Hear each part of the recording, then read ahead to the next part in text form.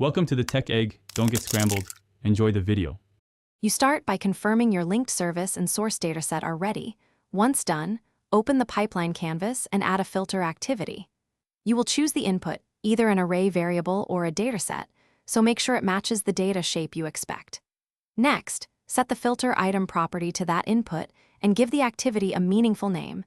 This helps later when wiring up the if true/false or for each steps. Now move to configuring the condition. Now you focus on the how, craft the filter expression. Use the Settings tab and set items to pipeline, parameters, my array or dataset, data path as applicable. Then write an expression such as item, status == active or use contains item, name prod for partial matches. You can also compare numbers with greater or less. Make sure to test expressions in the expression builder. This prevents type mismatches.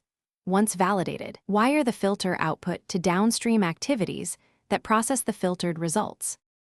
Finish by connecting the filter activities output to whatever processes filtered items, commonly wrap a for each around filter. Output. Value or feed it into a copy activity. Validate and run a debug execution, then inspect the activity output and logs to confirm the filtered array contents.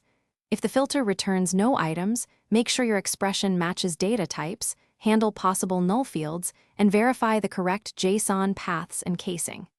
If necessary, add a temporary select activity to preview fields and adjust the condition accordingly. Thanks for watching. Consider subscribing if I helped unscramble your problems.